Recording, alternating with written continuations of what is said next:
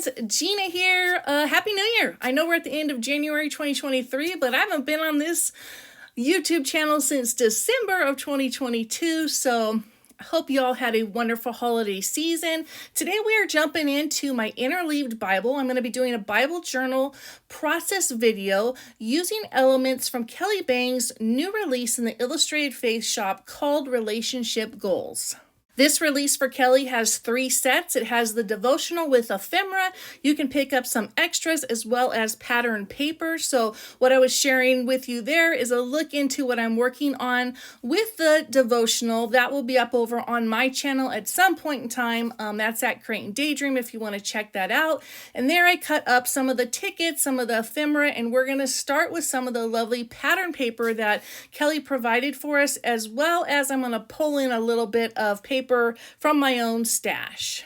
If you are not familiar with an Interleaved Bible has a blank page between every other page. So it allows for a full page of creating. You can come in and take notes. If you're someone that does not like to cover the words, this is a fantastic Bible for you. I will try to link some below for you in the description. And what I'm starting with is I just cut strips of the pattern paper. All of that is Kelly's paper except for like the lighter blue with the white hearts. That was some of the original Illustrated Faith 12 by 12 paper, which is wild, but it matched in there perfectly, and I wanted to have all my papers have hearts on it, so that's the reason I picked one of those.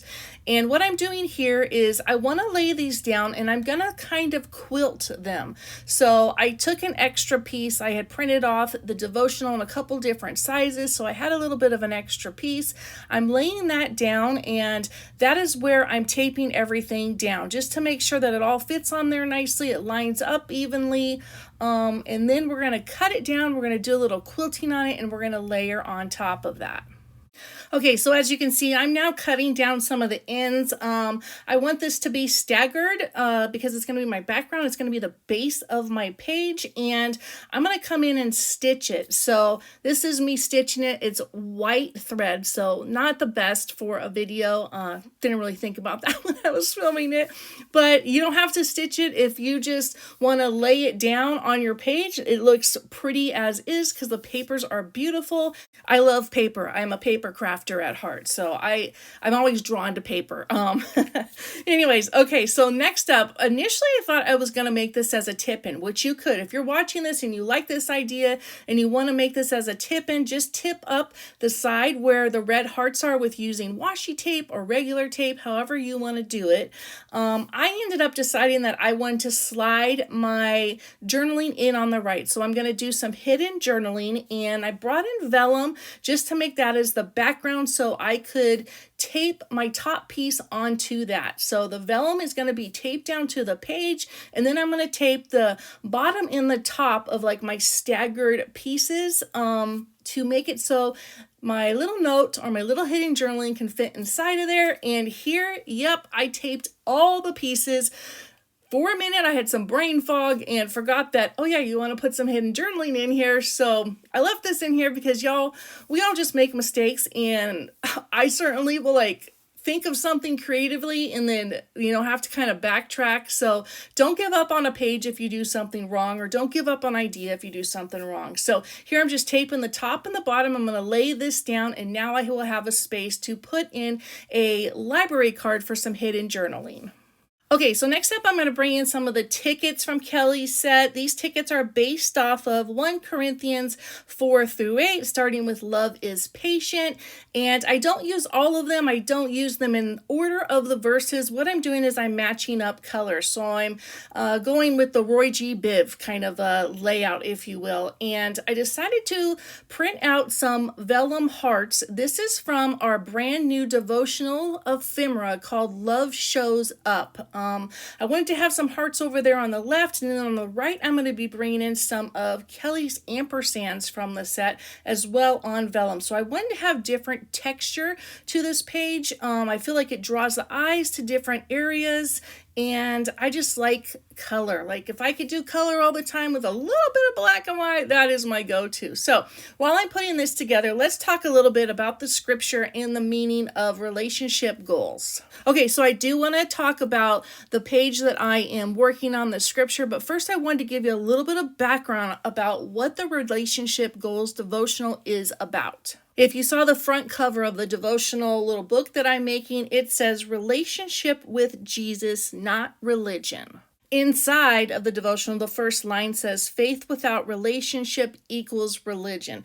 So ultimately, she wants to point us to building our own personal relationship with Jesus Christ. And for each one of us, that is going to be different. And this devotional hones in on the things that we don't like about certain relationships that also are something that Jesus Christ does not like. And I think it's a really interesting perspective to go at a devotional this way, because it really makes you think about the relationships that are in your life that are good versus the relationships in your life that maybe were bad in the past or that hurt you. And oh gosh, I could deep dive into this so easily, but I just wanted to read a couple of the topics that Kelly has here. Like she says, we don't like when people aren't authentic. Neither does God.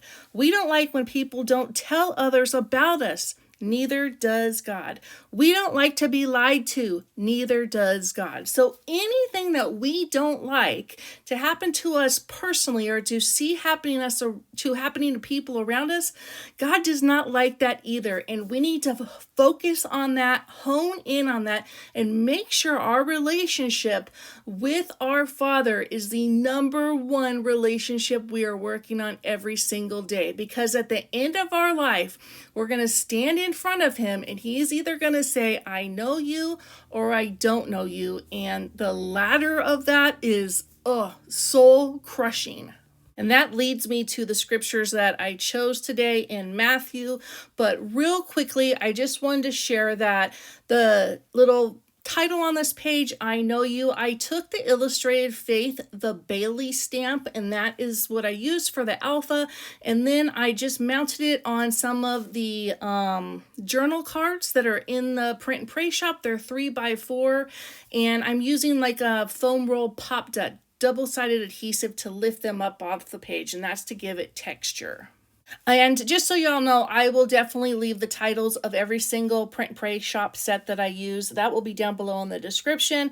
For now, let's just jump back into the reason that we are in the book of Matthew, chapter 7. It is for two main topics. One is the narrow and wide gates, and the other one is true and false disciples. Chapter 7 in Matthew is very short, and I would encourage you to read the whole thing because it really applies to this. But Kelly wanted to point out specifically how we know Jesus, and is Jesus going to know us? Just like I said, we're going to stand in front of him. He's going to say, I know you, or he's going to say, depart from me, I never knew you, which again, soul crushing. It makes me want to burst into tears, because not only do I want Jesus to know me, I want him to know everybody that I love, everyone that I come into contact with, everyone who stops by this channel for Illustrated Faith. I want us all to be in heaven together one day.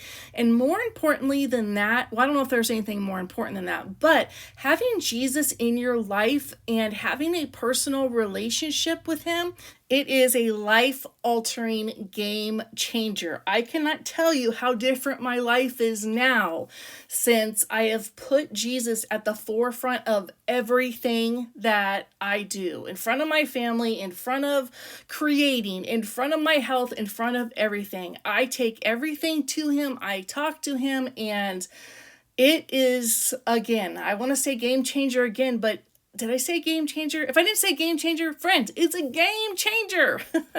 Okay, so you're going to see me bring in some enamel dots. While I'm doing that, I am in Matthew 7. We're going to specifically focus on Matthew 7, we'll do 13 through 14. Let's focus in on the narrow and wide gates. I also kind of did this page in reference to true and false disciples, which is Matthew 21 through 23. They basically are the same thing. This chapter is telling us that we have to know Jesus. Like, there is a wide gate, but only a few are going to get in there and squeeze into what he has for us at the end of this life. So, with that said, I am reading from an NIV Bible. I'm going to read you Matthew 7, 13 and 14 that says, "Enter through the narrow gate, for wide is the gate and broad is the road that leads to destruction, and many enter through it.